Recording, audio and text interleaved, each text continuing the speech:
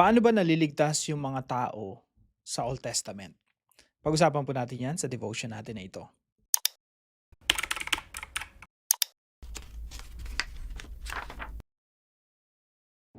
Magandang araw po sa bawat isa sa inyo. Welcome back to our 365 Daily Devotions, Bible Characters Edition. Binabati ko po muna ng happy birthday si Pastor Joey De Los Santos, no, ng Canada. Hello po sa inyo. Now, pag-usapan po natin ngayon sa devotion natin na ito, paano po naliligtas yung mga tao sa Old Testament. At magpo-focus po tayo sa Passover. Now, sabi po rito sa Biblia, sa Exodus chapter 12, dito po makikita natin yung huling plague o pakita nga po natin sa picture, no? Yung huling salot na pinadala ng Diyos o huling kaparasahan ng Diyos. Now, yung Pharaoh ng Egypt ayaw talagang patakasin o palayain yung bayan ng Israel. Parang yung kasalanan natin o pilit kumakapit sa atin, yung dati nating pagkatao ayaw tayong bitawan. Gusto tayong alipinin. So si Pharaoh parang kasalanan, no? Siya yung umaalipin sa bayan ng Israel. At yung Diyos pinapalaya yung bayan ng Israel sa pamamagitan ng mga plagues. Now, sabi ng Diyos, okay, ayaw mong palayain yung bayan ng Israel ha? O sige, papakita ko sa iyo na wala kang magagawa kapag kinanti ko na yung firstborn, yung mga panganay ng mga Egyptians. Tandaan natin mga kapatid na maraming mga Diyos-Diyosan dun sa Ehipto during that time at kaya maraming mga plagues china-challenge ng Diyos yung mga Diyos-Diyosan ng Ehipto. Isa po sa Diyos nila doon ay si Pharaoh mismo. At nung pinaslang ng Diyos yung panganay ng Pharaoh, pinakita ng Diyos na, you see, kahit ikaw wala kang magagawa para iligtas yung sarili mong anak. So, paano po namatay yung firstborn sa Egypt? No? Pag-usapan po natin yan. Sabi po sa Exodus chapter 12, the Lord said to Moses and Aaron in Egypt, this month is to be for you the first month of your year. Tell the whole community of Israel that on the 10th day of this month, each man is to take a lamb for his family, one for each household.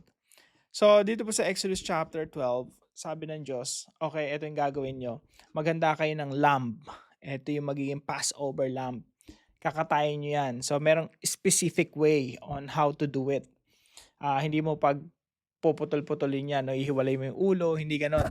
Hindi mo rin papakuluan yan, para bang gagawing sinigang, no? Hindi ganon. Kailangan roasted yan. At ito yung magiging Passover. Now, very specific yung kaparaanan ng Diyos kung paano i-prepare ito. At yung dugo nito, sabi ng Panginoon, ipahid nyo sa hamba ng inyong mga pintuan at hamba ng inyong mga bintana. Bakit po? Kasi sabi po rito, sa verse 12, on that same night I will pass through Egypt and strike down every firstborn of both people and animals, and I will bring judgment on all the gods of Egypt. I am the Lord. The blood will be a sign for you and on the houses where you are. And when I see the blood, I will pass over you. No destructive plague will touch you when I strike Egypt.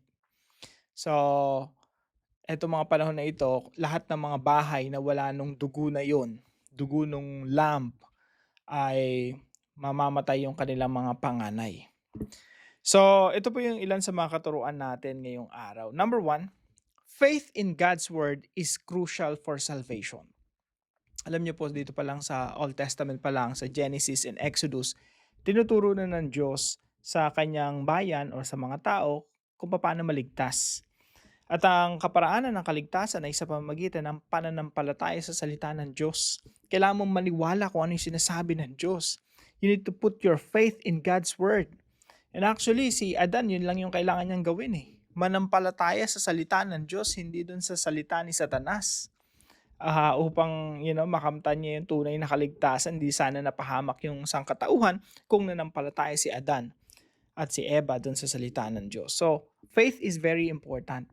Kahit dito pa lang tinuturo na ng Diyos, no?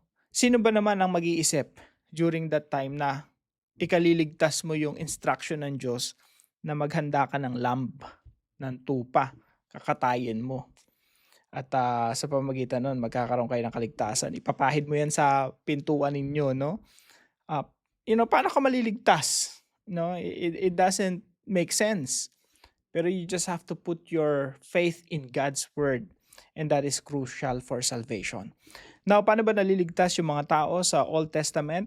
Well, naliligtas sila kung paano tayo naliligtas. Okay? We put our faith in the Lord Jesus Christ. Sila rin ganun. Pero ang pinagkaiba lang, yung idea nila ng coming Messiah nakatago lang sa mga shadows. Kaya lagi nating pinag-uusapan yung shadow eh.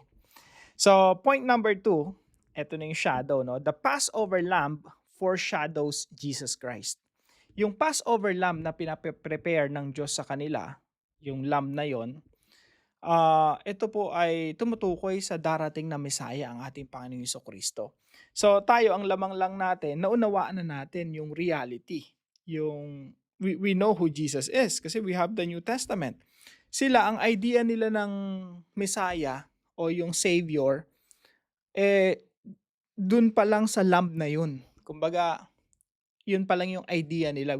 They just have to put their faith in God's word dun sa instruction ng Diyos patungkol dun sa Passover lamb. Tayo, kilala na natin si Kristo bilang Passover lamb.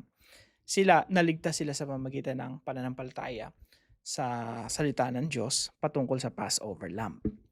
So, the Passover lamb foreshadows Jesus Christ. Sabi nga po rito sa 1 Corinthians chapter 5 verse 7, "For Christ, our Passover lamb has been sacrificed." So tayo, we look back 2,000 years ago, ano nangyari 2,000 years ago nung isinakripisyo si Jesus bilang Passover lamb. Pero naligtas sila sa pamamagitan ng pananampalataya merong Messiah na darating at siya yung reality ng kumbaga katuparan ng Passover lamb. Kaya po inutusan sila ng Diyos na magsasakripisyo kayo ng mga tupa, no? Lahat ng mga sinasakripisyo nila mga tupa, they're looking forward that someday the Lamb of God will be sacrificed. So faith, that's very important. Number 2, Passover lamb foreshadows Jesus. And number 3, believers are covered by the blood of Christ. So yung dugo ng lamb, pinapahid nila sa hamba ng pintuan at ang kanilang mga bintana. At yung mga pamilya ng mga Israelita, kumakain doon, ang kinakain nila yung lamb. At kumakain sila ng tinapay na walang pampaalsa. So, nag-prepare sila. Actually, kaya walang pampaalsa yun kasi nga, yun ang instruction ng Diyos.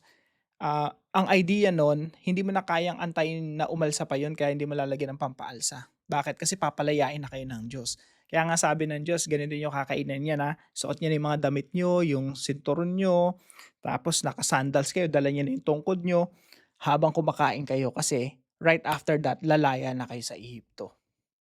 So, yun yung concept, no?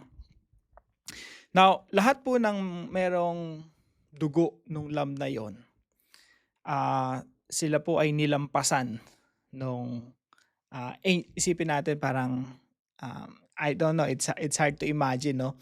Parang angel of death, no? Na kapag nakita yung dugo, lalampas, pass over.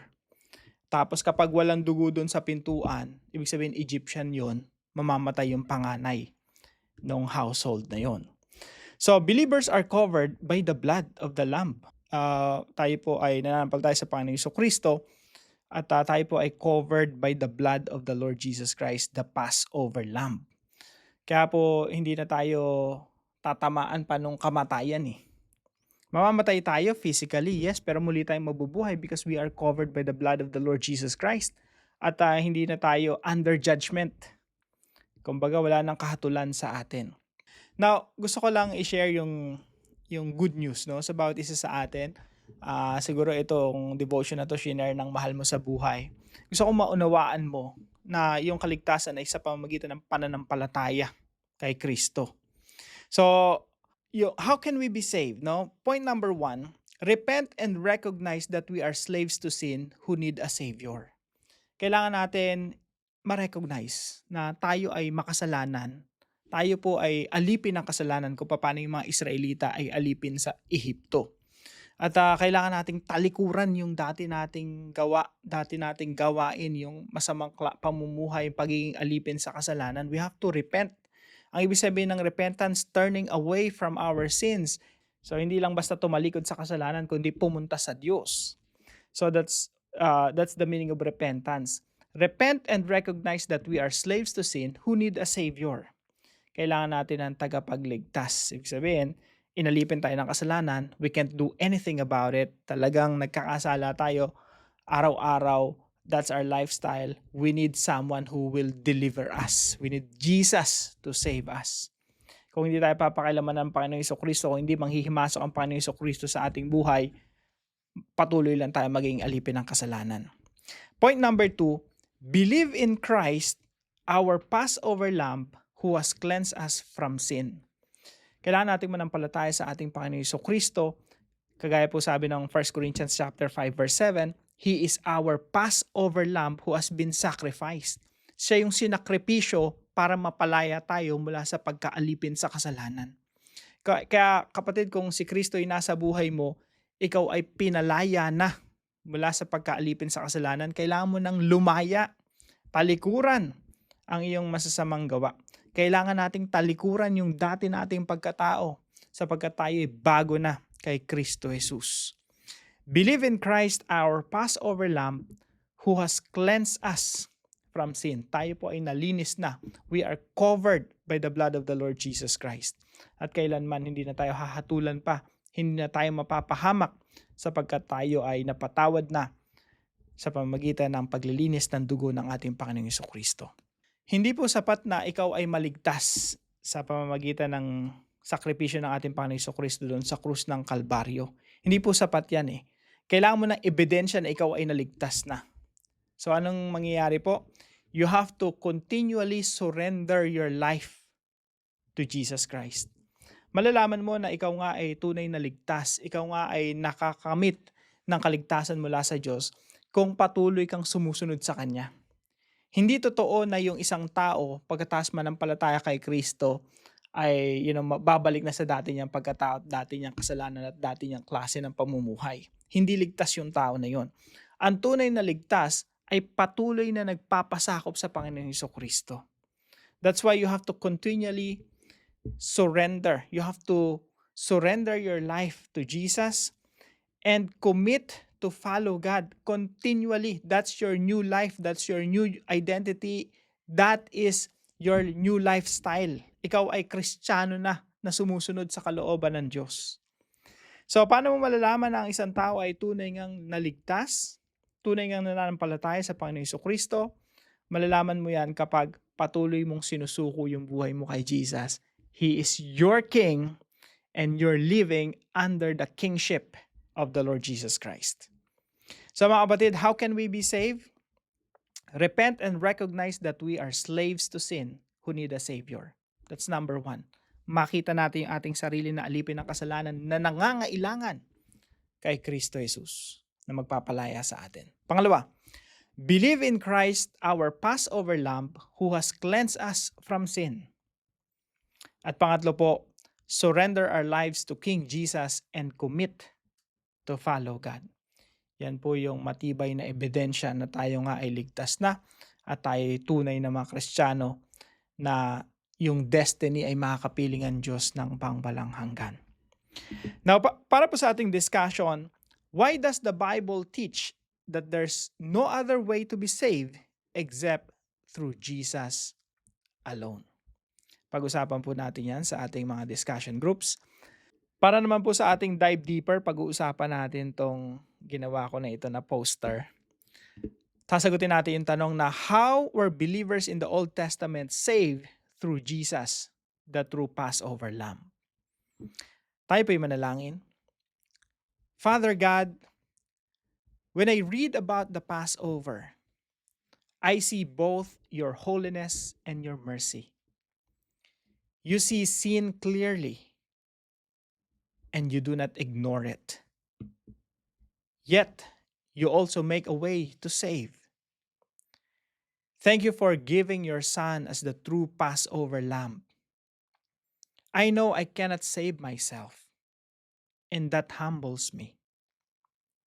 Help me trust fully in what Jesus has done for me. Teach me to obey your word and rest in your grace every day. I want my life to show gratitude for such great love. In Jesus' name, Amen and Amen.